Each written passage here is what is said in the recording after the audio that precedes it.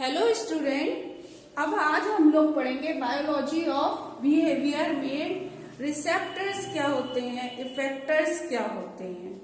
ठीक है, तो बायोलॉजी बिहेवियर यानी कि व्यवहार का जीव विज्ञान, प्राणी के व्यवहार को भली भांति समझने के लिए किसी भी मनुष्य के, जो हम लोग साइकोलॉजी में आप लोग सोच रहे होंगे ना कि बायोलॉजी क्यों पढ़ रहे हैं, तो मनोविज्ञान में प्राणी के जो व्यवहार को समझने के लिए हमें क्या है, व्यवहार के जीव विज्ञान का अध्ययन करना आवश्यक हो जाता है कि बायोलॉजी क्या है।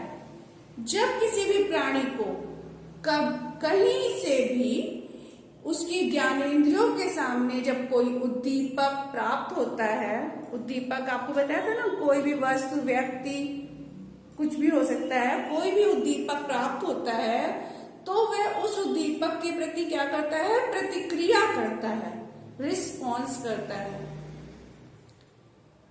प्राणी के उद्दीपक के प्रति प्रतिक्रियाएं तभी होती हैं, जो ये प्रतिक्रियाएं हैं कब होती हैं, जब नाड़ी संस्थान के विभिन्न अंग, नर्वस सिस्टम के विभिन्न अंग कार्यरत अवस्था में होते हैं।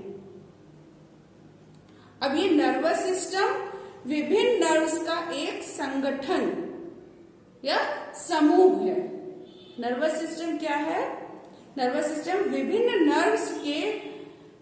नर्व्स का संगठन या समूह है।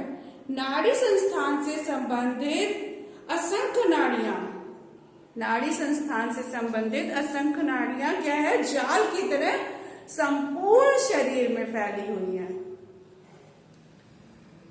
तो नाड़ी संस्थान की विभिन्न जो ये नाड़ियां हैं, इनका जाल बहुत जटिल भी होता है। संपूर्ण शरीर में ये नर्व्स फैली हुई हैं और इनका जो जाल है वह बहुत जटिल होता है। तो नाड़ी संस्थान को कुछ वाहक, कनेक्टर और कुछ एडजस्टर भी कहते हैं। इनको, जो ये नाड़ी वाहक होते हैं, इन्हें हम लोग कनेक्टर या एडजस्टर भी कहते हैं। इसे अभियोजक इसलिए कहते हैं क्योंकि ये ग्राहक और प्रभावक यानी कि रिसेप्टर और इफेक्टर्स के मध्य समन्वय अथवा समायोजन स्थापित करते हैं। ठीक है, तो रिसेप्टर्स क्या हैं, इफेक्टर्स क्या हैं, ये हम लोग देखेंगे। रिसेप्टर्स पहले देख लेते हैं कि रिसेप्टर्स क्या हैं।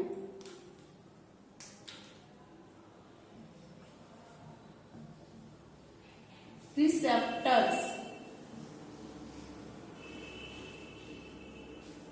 यानी कि ग्राहक।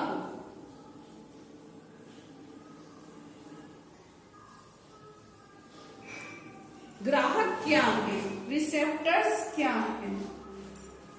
तो बाह्य वातावरण, जो ये हमारा बाहरी वातावरण है, वातावरण के उद्दीपक को ग्रहण करने वाले, जब जो वातावरण में कोई उद्दीपक होता है उसको ग्रहण करने वाले अंगों को ग्राहक कहते हैं, रिसेप्टर्स कहते हैं। ठीक है, या उद्दीपक जब कोई सामने हमारे प्रस्तुत होता है तो उसको जब हम ग्रहण करते हैं, कैसे हमारे मस्तिष्क में कैसे हम पहचानते हैं कि ये क्या उद्दीपक है, तो इसी को हम लोग ग्राहक या रिसेप्टर कहते हैं। इन ग्राहकों के द्वारा उद्दीपक की जो सूचनाएं होती हैं वो ग्रहण की जाती हैं। रिसेप्टर के द्वारा उद्दीपक की सूचनाएं ग्रहण की जाती हैं और ये सूचनाएं विभिन्न ज्ञानवाही नाड़ियों के द्वारा नाड़ी संस्थान तक पहुंचती हैं, नाड़ी संस्थान के विभिन्न भागों तक पहुंचती हैं। अब नाड़ी संस्थान के ये विभिन्न भाग ग्राहकों को नियंत्रण करते हैं, बल्कि उनसे प्राप्त सूचनाओं को शरीर के दूसरे भागों में भेजते भी हैं, नियंत्रित ही नहीं करते हैं सिर्फ, और जो ये सूचनाएं आती हैं उनको दूसरे भागों में भेज देते हैं। तो जो मानव शरीर के ग्राहकों का जो वर्गीकरण है वह क्या, उदाहरण के लिए कैसे है वर्गीकरण? तो दृष्टि उद्दीपक, प्रकाश उद्दीपक, ध्वनि उद्दीपक। ध्वनि उद्दीपकों को हम कहाँ से सुनते हैं? कान से, है ना। दृष्टि उद्दीपक को हम कैसे देखते हैं? आंखों से, है ना। तो इस तरह से गंध उद्दीपक को नाक और स्पर्श उद्दीपक को त्वचा उद्दीपकों और जो स्वाद उद्दीपक है उसको जिह्वा। जो ये हमारे सेंसेशंस हैं इनके द्वारा हम, जो ये हमारे पांच सेंसेशंस होते हैं ना, आंख, नाक, कान, जिह्वा, त्वचा, इनके द्वारा जो उद्दीपकों से हमें सूचनाएं प्राप्त होती हैं वह सूचना ग्रहण करते हैं। और यह सभी ग्राहक विशेष प्रकार के उद्दीपकों को ही सूचना ग्रहण करते हैं। अब इन ग्राहकों में उद्दीपकों की विशेष सूचना को ग्रहण करने की जो क्षमता है, क्षमता के अतिरिक्त इनमें क्या होता है, स्पर्श उद्दीपक के प्रति भी कुछ क्रियाशीलता व ग्रहणशीलता पाई जाती है। स्पर्श यानी कि टच उद्दीपक के द्वारा भी कुछ ग्रहणशीलता पाई जाती है, उसमें भी ग्रहणशीलता होती है। तो ये हमारे रिसेप्टर्स जो होते हैं, जो संवेदना, जो सेंसेशंस होते हैं, उनके जरिए हम सूचनाओं को ग्रहण करते हैं और नाड़ी संस्थान तक पहुंचाते हैं। फिर नाड़ी संस्थान इसको, इन सूचनाओं को नियंत्रित करता है और दूसरे भागों में ट्रांसफर करता है। इसके बाद आते हैं इफेक्टर्स। ये रिसेप्टर्स हैं और क्या होते हैं, इफेक्टर्स।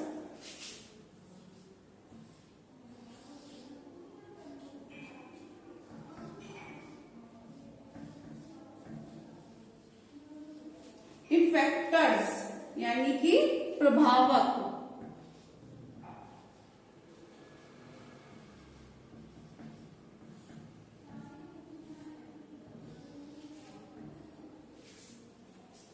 इफेक्टर्स, एक तो होते हैं रिसेप्टर्स, दूसरे क्या होते हैं, इफेक्टर्स।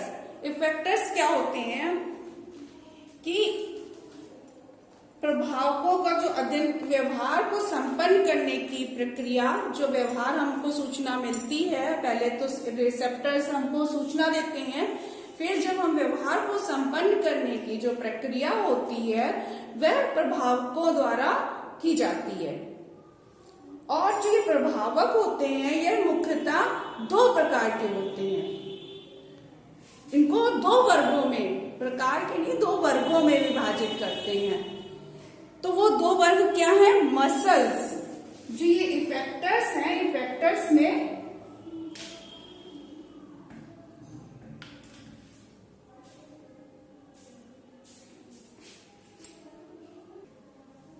क्या है, मसल्स।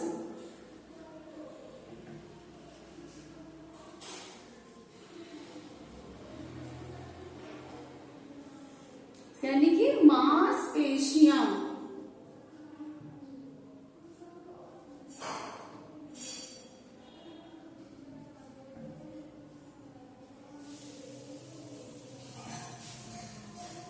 मसल्स जो ये हैं, मांसपेशियों की सहायता से व्यक्ति विभिन्न प्रकार के व्यवहार, मांसपेशियों की सहायता से क्या होता है, व्यक्ति विभिन्न प्रकार के व्यवहार जैसे चलना, उठना, बैठना, ठीक है, इस तरह के व्यवहार, दौड़ना, उछलना, हाथों की सहायता से चीजों को रखना, उठाना, तो ये हिचकी लेना, ये सब व्यवहार जो है ये करता है, ये मांसपेशियों की सहायता से करता है। ये सारे व्यवहार ये मसल्स की सहायता से किए जाते हैं। तो शरीर की विभिन्न प्रकार की जो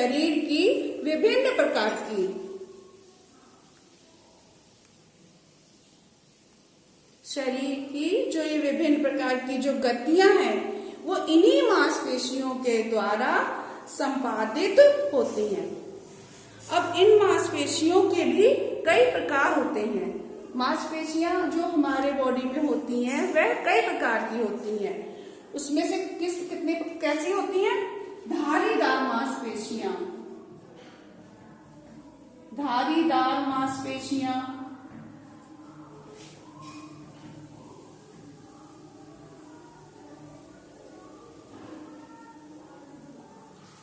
कई प्रकार की मांसपेशियों में से क्या है? धारीदार मांसपेशियां, चिकनी मांसपेशियां,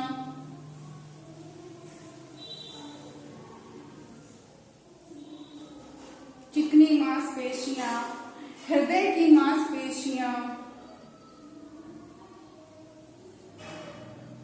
हृदय,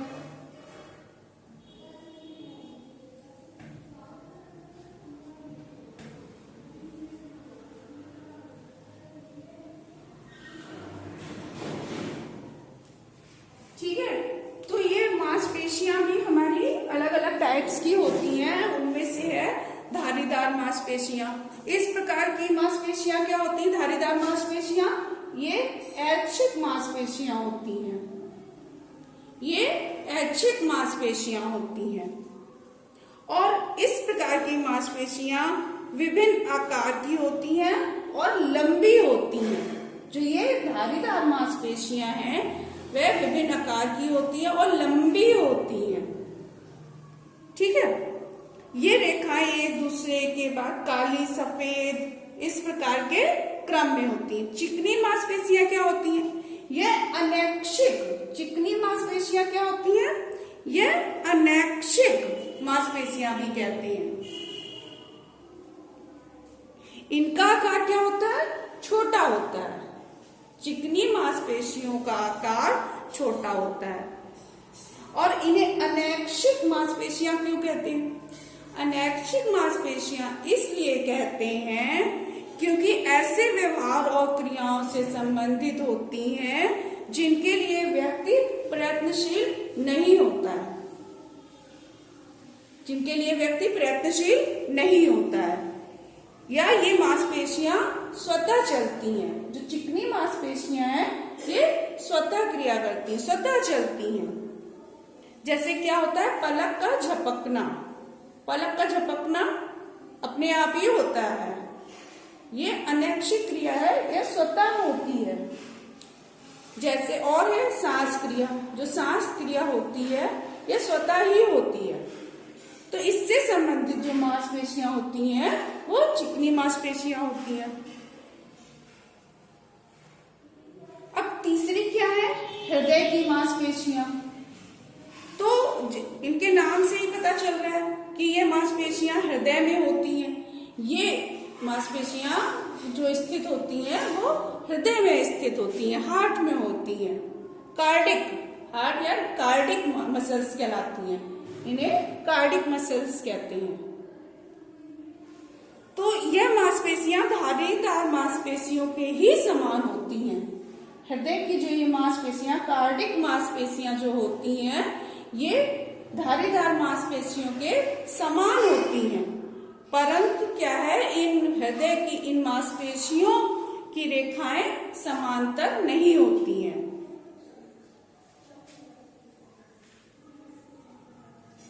इन मांसपेशियों का संबंध स्वतंत्र नाड़ी संस्थान से होता है। अभी आप लोग नाड़ी संस्थान भी पढ़ेंगे तो उसमें केंद्रीय नाड़ी संस्थान, स्वतंत्र नाड़ी संस्थान पढ़ेंगे। तो जो हृदय की मांसपेशियों का संबंध स्वतंत्र नाड़ी संस्थान से होता है। अब इसकी नेक्स्ट क्लास में हम लोग पढ़ेंगे कि ग्लैंड्स के बारे में। ग्लैंड्स क्या है? आज हम लोग ने पढ़ा रिसेप्टर्स और इफेक्टर्स। नेक्स्ट क्लास में ग्लैंड्स के बारे में पढ़ेंगे। ग्लैंड्स किस तरह से व्यवहार को प्रभावित करती हैं, कौन कौन सी ग्लैंड्स होती हैं। Thank you.